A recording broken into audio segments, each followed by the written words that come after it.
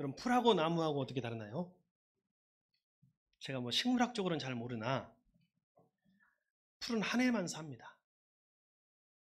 심은 한 해를 놓고 보면은 풀과 나무랑 차이가 없어요. 풀의 새싹인지 나무의 새싹인지 구별이 안 돼요. 새싹은 풀인지 나무인지 알 수 없을 정도로 연약합니다. 어찌 보면 한 해만 보면요, 풀이 더 빨리 자랍니다. 더위가 오고 비가 오면 풀은 무성하게 자라고 나무보다 더 빨리 자라는 것 같습니다. 번성합니다.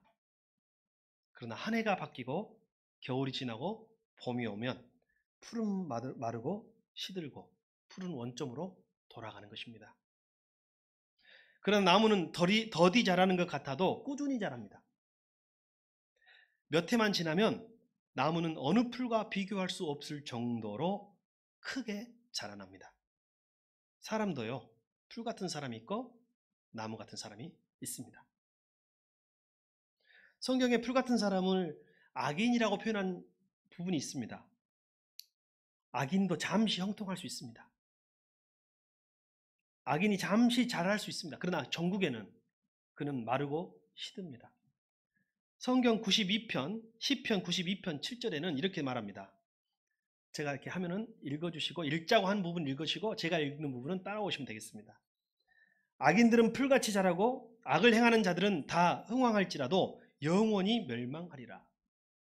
악인들은 어떻게 자란다고요? 풀같이 자라요.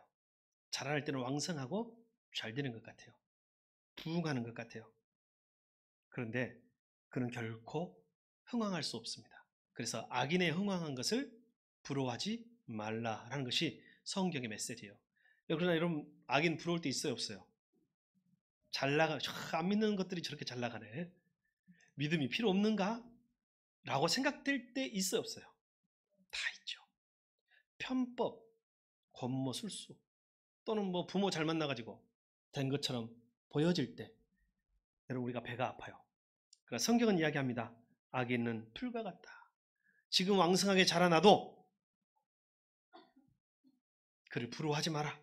그는 멸망할 것이다. 그러나 성경은 나무 같은 사람을 이야기합니다. 그는 의인이라고 말하고 있어요. 시편 92편 12절 한번 읽어봅시다. 시작. 의인은 종려나무같이 번성하며 레바논의 백향목같이 성장하리로다. 종려나무나 백향목도 새싹일 때는 풀과 같아요. 구별이 안 돼. 근데 이 나무들은 겨울을 견디고 추위를 견디고 고난을 견딥니다. 시편 37편 25절에는 내가 어려서 늙기까지 의인이 버림을 당하거나 그의 자손이 걸식함을 보지 못하였다. 성경의 증언이에요. 길게 보아도, 아주 길게 보아도 의인이 잘 되는 것은 한철 또는 한평생이에요. 이 세상에서 밖에 없어요. 그러니까 혹시 악인이 고난받지 않고 심판받지 않고 아주 그냥 발 쭉 뻗고 죽었다고 해서 여러분 절망할 거 없어요. 하나님은 공의의 하나님이세요. 이번에 가슴 아픈 뉴스를 봤는데 전두환이 죽은 날 광주에서 자살하신 분이 계셨더라고요. 그 트라우마를, 그 분노를 견디지 못해서 저렇게 벌함받고 죽으니 내가 어떻게 찰 수가 없다는 거죠. 혹 그 악인으로 보이는 네가 이 세상에 잘 되고 벌받지 않고 끝난다고 해도 여러분, 그건 우리의 몫이 아니에요. 하나님은 공의의 하나님이신 줄 믿습니다. 길게 보아도 악인은 한평생 잘 되는 것밖에 없어요. 우리는 영생을 두고 사는 사람이에요. 의인은 영생을 바라보고 사는 사람이에요. 주께서는 거의 대부분 틀림없이 이 땅에서 갚으십니다. 그러나 예수님처럼 십자가 지는 은혜도 있습니다. 그러나 하나님은 영생을 통하여 또한 갚으실 줄 믿습니다. 여러분, 풀하고 나무를 나누는 기준이 겨울이네요. 그죠? 겨울을 견디느냐 못 견디느냐. 처음 새싹일 때는 풀인지 나무인지 구별이 힘들죠. 풀인지 나무인지 구별할 수 있게 하는 것은 겨울인 것 같아요. 겨울을 견디면 나무요, 겨울을 못 견디면 풀이네요.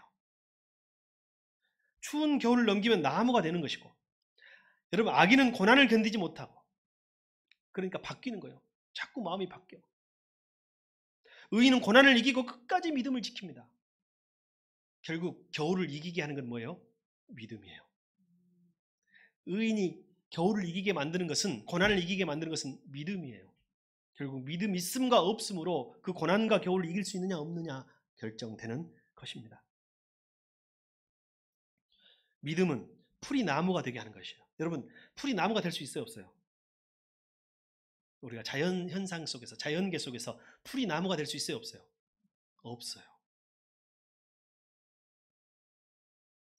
근데 성경은요, 풀이 나무가 되는 경우를 이야기해요.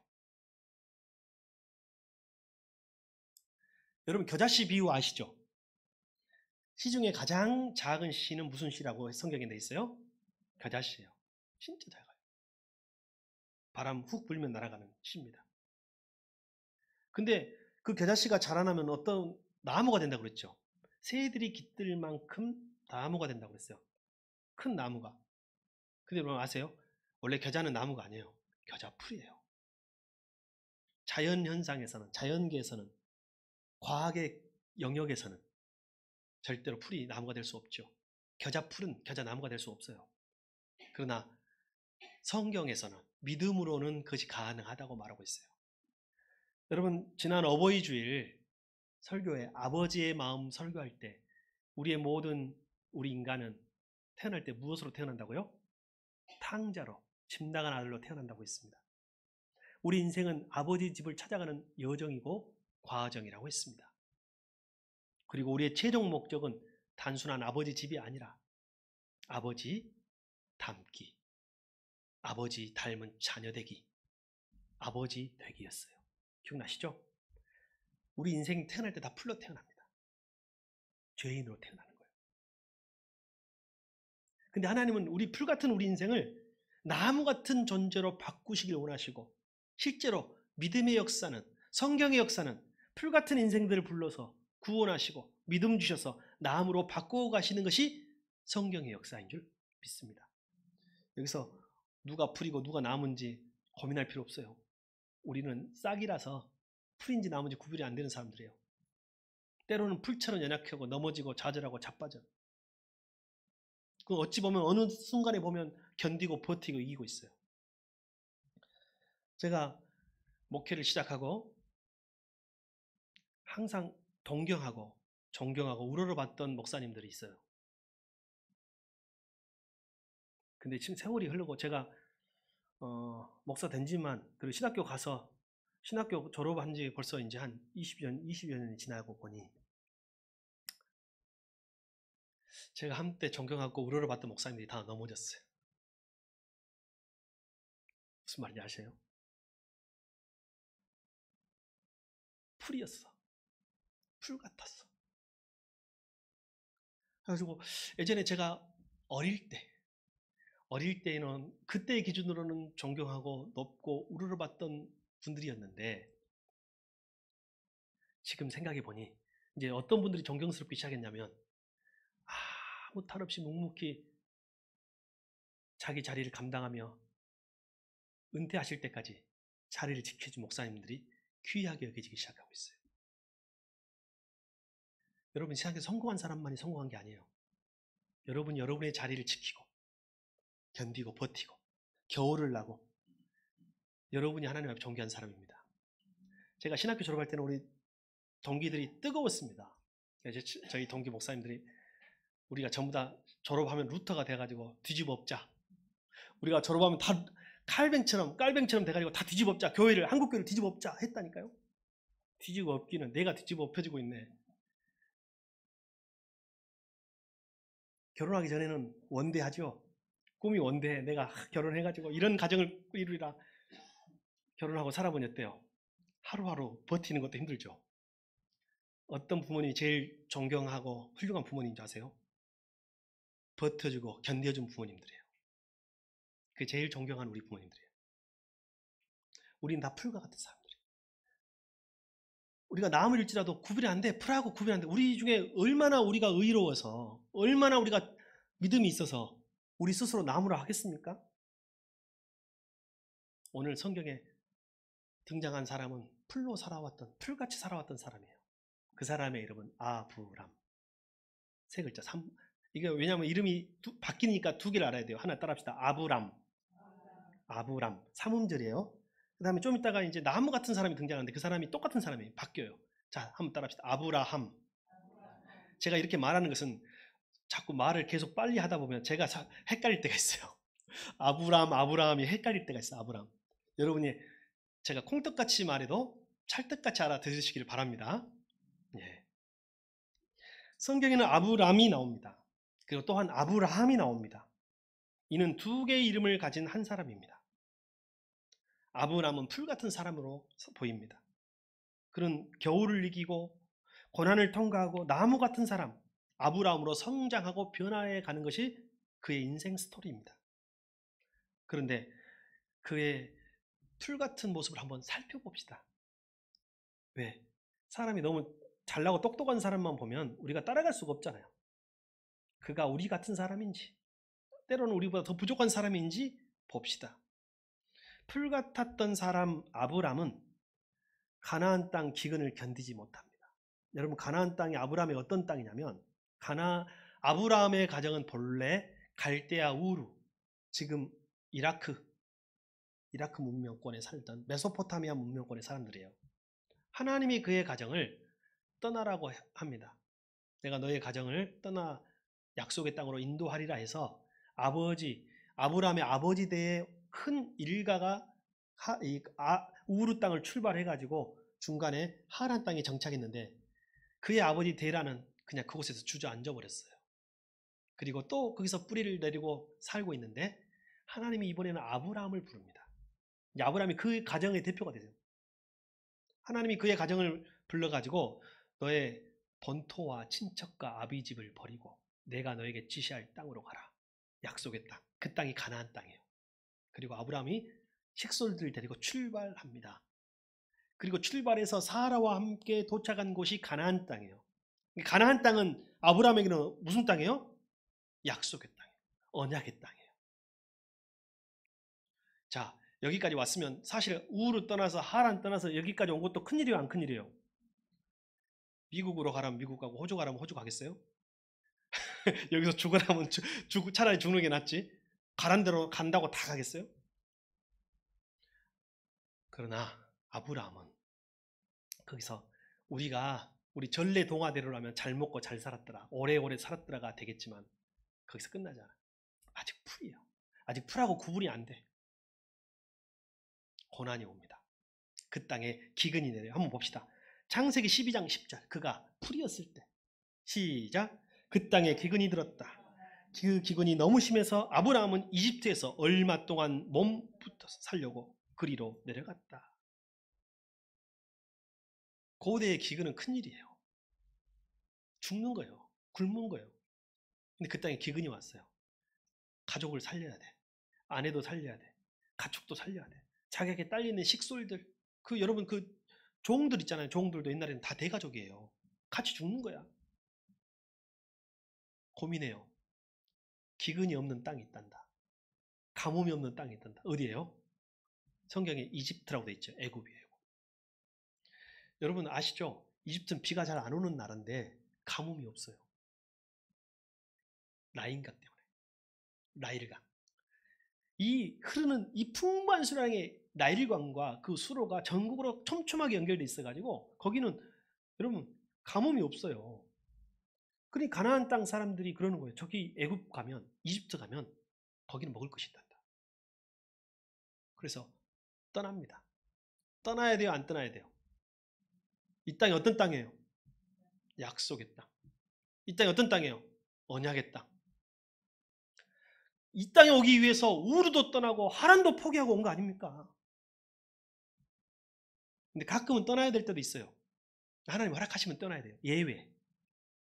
근데 이게 하나님의 뜻이 아니라는 것을 우리는 확실하게 알 수 있는데 창세기 12장에 아브라함이 하나님에게 기도했다는 부분이 한 부분도 나오지 않아요. 하나님한테 물어봤다는 말이 한 번도 나오지 않아요. 하나님 애굽에 갈까요? 하나님 이집트로 갈까요? 하나님 이 땅을 잠시라도 떠나도 됩니까? 물어본 적이 없어요. 하나님께 의논한 적이 없어. 다 지가 결정했어. 자기가 사는 거야. 아직 아브라함이 나무처럼 되지 않는 거예요. 믿음으로 결정하지 않아요. 생존 본능으로 결정하는 거예요. 이렇게 하면 살리라. 애굽에 가면 살리라. 먹을 것이 있으리라. 그래서 약속의 땅을 버리는 거예요. 여러분 어때요? 풀처럼 보여요? 나무처럼 보여요? 풀처럼 보이네요. 그가 애굽으로 갔습니다. 그가 이집트로 갔습니다. 근데 사람이 첫 발을 잘 디뎌야 돼요. 여러분 한 번 실패한 사람이 또 실패하더라고 보니까. 한 번 성공한 사람이 또 성공하는 확률이 높아요. 믿음도 마찬가지예요. 한 번 진흙탕에 빠지면 다른 진흙탕으로 옮겨가는 거예요.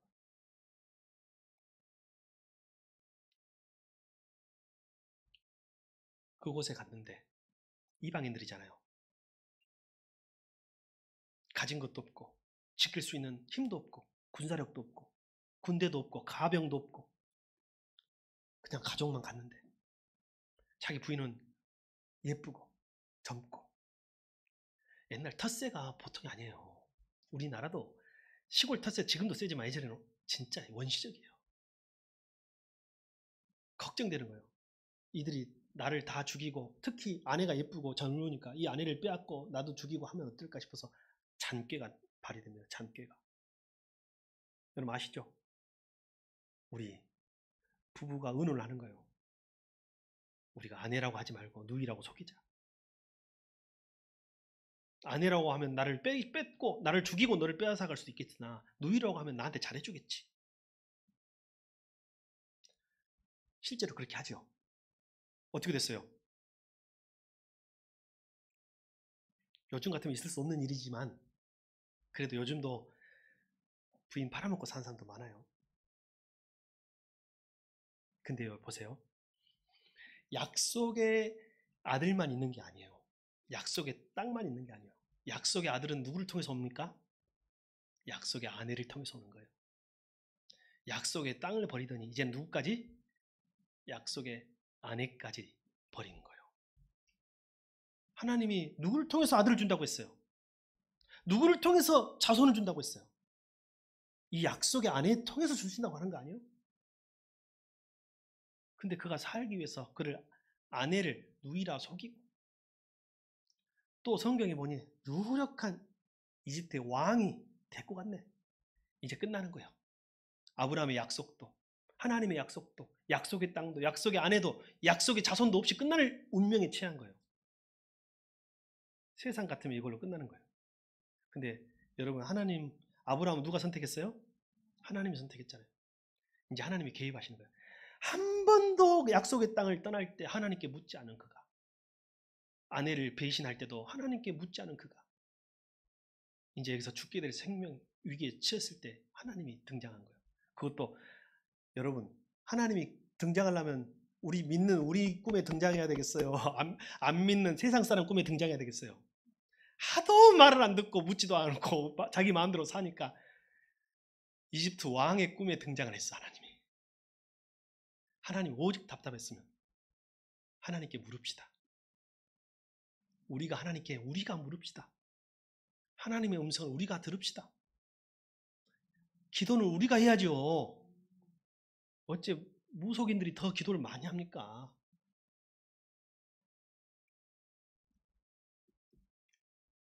하나님이 그를 살립니다.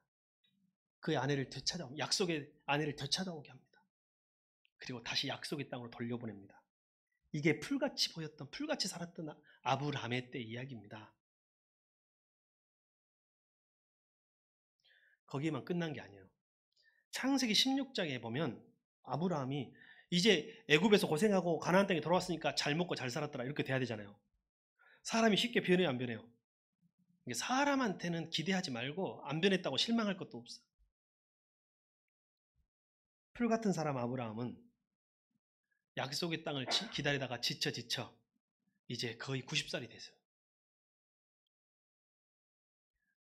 여러분 혹시 좀 추우신가요? 예, 추운 사람도 있고 저는 우리 집사님 똘똘 싸매고 있고 해가지고 우리 한 사람을 위해서 우리가 오늘 많이 덥지 않으니까 에어컨을 잠깐 꺼도 되겠죠? 더우면 그때 켭시다. 한번 뒤에 파워 버튼 한번 눌러주십시오. 그 집사님 거기 있습니다. 예, 그래도 되고요. 예, 됐습니다.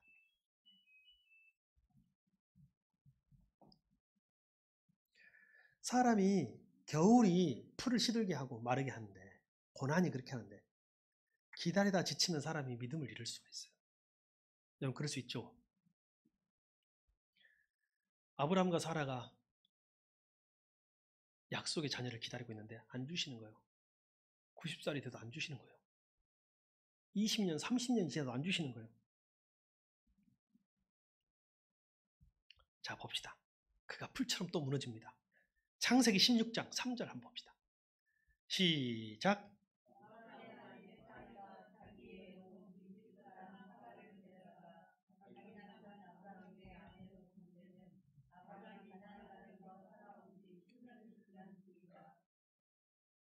사라가 지금까지는 자존심으로 버텼어.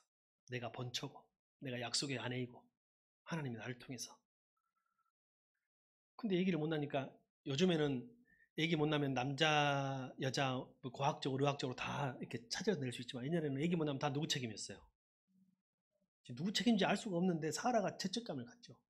내가 내 욕심에 꼭 내가 낳으려고 하다 보니 나의 남편은 그는 무슨 죄인가? 늙고 병들고 후사도 없이 이대로 마친다면 나도 그렇지만 나는 아기를 못 낳은 내 죄지만 그는 얼마나 불쌍한가? 남편이 측은하기 시작된 거예요. 여러분 이 마음 이해해요? 고대로 돌아가서 한번 생각해 보게요. 현대적으로 말고 현대로 말고 지금이야 요즘에는 아들 딸도 구분 없고 또 입양도 다 우리가 의식으로 깨어 있어서 상관이 없지만 그래서 하갈이 결단합니다. 꼭 내가 안 나면 어때?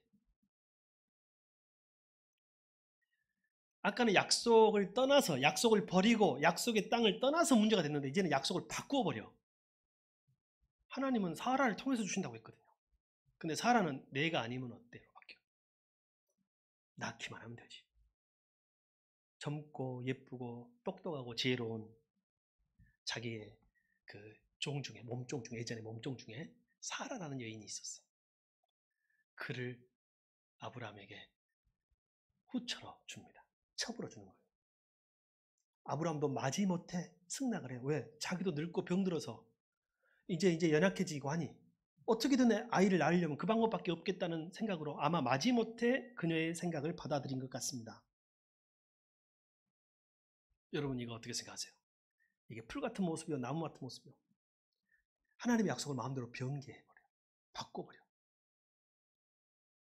근데 여러분 우리의 조급함 우리의 욕심은요 이스마엘을 태어나게 하는 것 같아요. 창세기 16장 15절 자 그의 결과 그가 약속을 바꾼 결과입니다. 시작. 하갈과 아브람 사이에서 아들이 태어나니 아브람은 하갈이 낳은 그 아들의 이름을 이스마엘이라고 지었다. 근데 이스마엘도 태어나서 아브람의 아들이 됐는데 한 번 낳았는데 책임져야 돼 안 져야 돼요? 져야지. 아브람 아들인데. 제가 왜 말씀드리냐면 우리 안에 이스마엘이 있어요. 지금도 가나안 땅에는 이스마엘과 이삭이 지금도 같이 공존하고 있어요. 여러분 자신 모습 속에 이삭의 모습도 있지만 이스마엘의 모습이 있어요 없어요? 우리도 조급함의 산물이에요. 우리도 그 모습이 있어.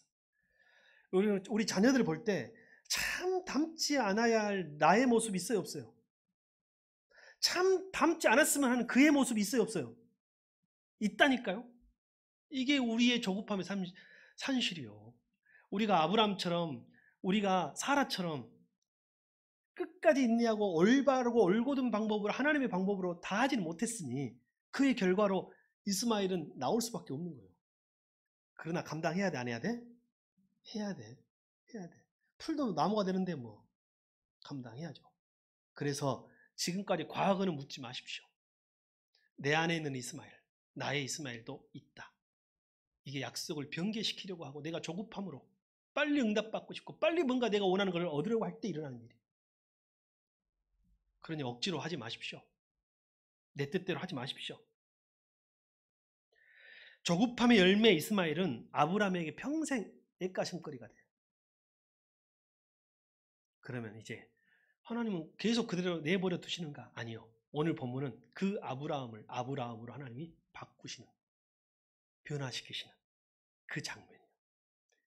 몇 살이에요? 99세.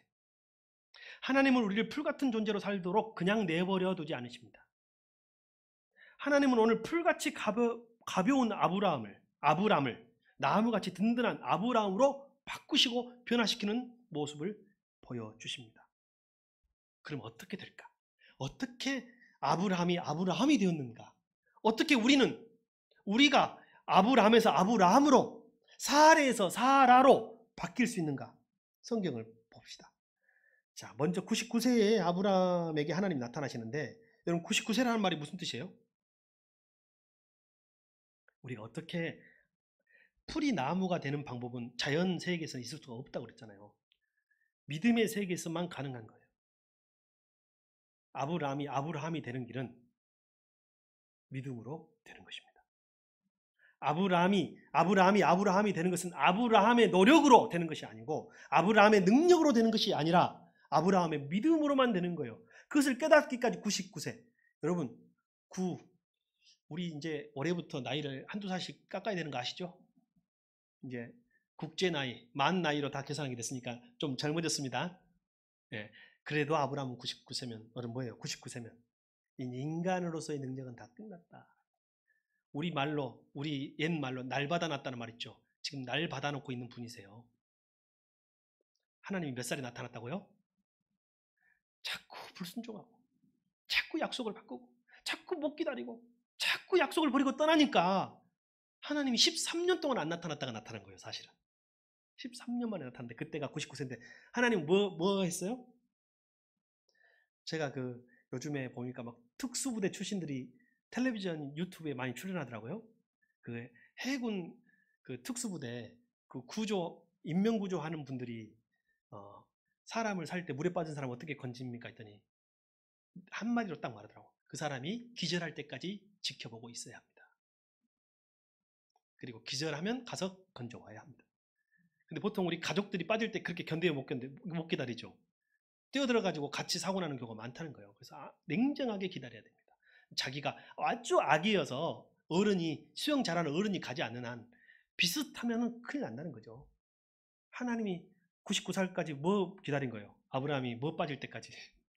자기 힘 다 빠질 때까지 기다려요. 힘 좀 뺍시다. 우리의 힘 좀 빼게요. 그리고 하나님은 자 봅시다. 읽어봅시다. 읽어봐야 됩니다. 시작. 아브라함이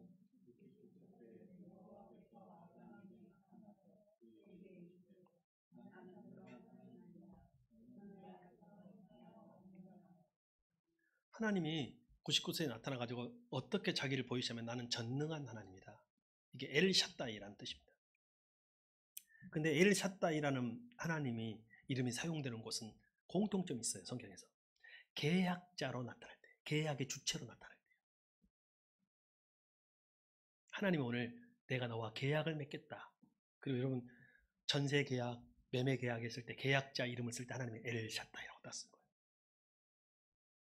나는 엘샤다이다. 나는 전능하신 하나님이다. 그 말이 무슨 말이에요? 99세에 낭패당하고 포기하고 절망하고 세상적으로는 가능성이 없는 풀로서 마감해야 될 그의 인생을 나음으로 바꿀 수 있는 분이 전능하신 하나님인 거예요. 그 하나님이 겨울도 고난도 이기게 하시고, 전능하신 하나님이 풀같은 우리를 나무 같은 존재로 바꾸시도록 사용하는 도구, 그것이 믿음인 거예요. 저와 여러분의 하나님도 전능하신 하나님이십니다.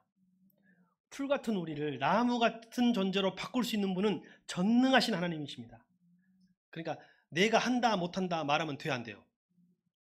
제가 제일 좀 꼴보기 싫은 사람이 있는데 저는 안 돼요 라고 말하는 사람이에요. 저는 안 돼요. 아직도 자기가 하는 거예요. 아브라함이 아브람. 그리고 저 사람은 안 돼요 라고 말하는 거예요. 저 사람은 안 돼요. 아직도 아브라함이요. 아브람. 누가 하신다고요? 전능하신 하나님 하시다. 그때가 99세. 하나님 기다렸다가 전능하신 하나님으로 우리에게 나타나시는 거예요. 그런데 그에게 요구하시는 것이 있어요. 방금 성경에 뭐라고 했어요? 너는 내 앞에 행하여 온전하라, 완전하라 했어요. 저는 이 개역 개정, 일부러 제가 개역 개정해 있는데, 저기 보면 너는 내 앞에 행하여 완전하라, 이 말이 어려운 말처럼 들리죠. 아니 그러면 너희는 이 말씀 완전히 행해서 내 앞에 서라, 너가 완전해야만 된다 라고 말하는 것처럼 들리지만, 이 말을 뜯어보면 이 말이 엄청난 우리에게 은혜의 말씀이에요. 내 앞에 서서 내 앞에 행하여라는 말이 무슨 말이냐면, 직역을 하면요, 히브리어를 그대로 직역하면 내 얼굴을 향하여 걸어라 뜻입니다. 따라 합시다. 내 얼굴을 향하여 걸어라. 내 앞에서 걸으라는 뜻이에요. 여러분, 하나님 앞에서 걸을 때 넘어질 수 있어요. 그런데 하나님 앞에서 걸으면, 하나님을 향하여 걸으면 주님이 그것을 온전함과 완전함으로 보신답니다. 쓰러져도 하나님 앞에서 쓰러지면, 넘어져도 하나님 앞에서 쓰러지고 넘어지면, 자빠져도 하나님 앞에서 자빠지면 하나님은 그것을 우리의 의로 여기신답니다. 창세기 15장 6절에 아브라함이 하나님을 믿으니 하나님이 그의 의로 여기셨다 했어요. 하나님이 아브라함을 의롭다 여기신 이유는 그의 행함이 아니라 뭐였어요? 믿음이에요. 믿음. 오늘 아브라함이 되는 방법은 믿음입니다. 너는 내 앞에서 행하여 온전하라 라는 말은 행동으로 율법적으로 완전한 사람, 흠없는 사람이 되라고가 아니에요. 우리는 그렇게 할 수 없는 존재인 걸 우리는 알잖아요. 다만 누구 앞에서 걸으라? 누구 앞에서 누구 얼굴 향하여 걸으라? 그게 코람데오예요. 하나님 앞에서. 그것이 종교개혁자들의 믿음이에요. 그게 성경의 믿음이에요. 성경에는 인간적으로는 부족하고 인간적으로는 연약하고 인간적으로는 나약하지만 그가 하나님 앞에 있기 위해서 하나님을 향해서 걷는다면 하나님은 그를 의로 여기셨다. 완전으로 보셨다는 거예요. 그래서 하나님은 오늘 저와 여러분에게도 요구하십니다. 내 앞에서 걸으라. 넘어져도 내 앞에서 넘어져라. 자빠져도 내 앞에서 자빠져라.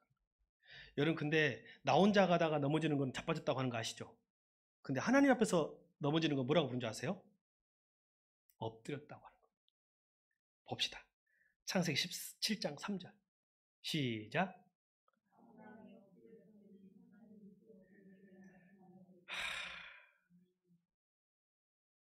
내가 혼자 가다 넘어진 건 자빠진 거지만 하나님 앞에서 넘어지는 것은 엎드림이요. 이 엎드림은 어떤 의미가 있을까요? 아브라함이 엎드렸어.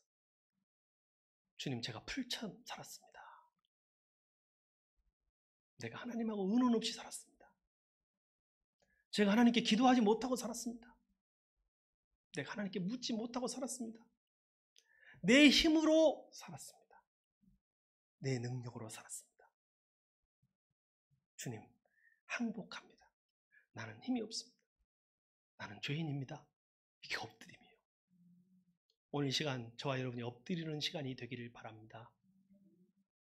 그게 아브라함이 되는 마지막 순간이에요.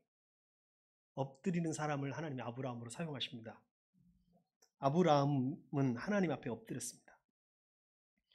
그가 너무 인간적 조급함 때문에 첩을 취해 하나님의 약속을 변개시킨 것을 회개했습니다. 그가 전능하신 하나님을 공경한다고, 그에게 순종하고 그를 높인다고 엎드린 것입니다. 이제 하나님의 언약을 전적으로 받아들이고 순종하고 복종한다고 말한 것입니다. 이것은 나이가 젊고 많고가 중요한 게 아니에요. 나이가 젊을수록 엎드리는 이에게 더 큰 은혜가 있을 줄 믿습니다. 나이가 어릴 때부터 주님의 이름을 부르고, 내 인생 풀이 나면 안 된다니까요. 사람의 능력으로는 풀이 나면 안 돼요. 공부하면 돈 많이 벌면 그래봤자 풀이요. 이제 아브라함이 됩니다. 4절 5절 한번 읽어봅시다. 자, 시작.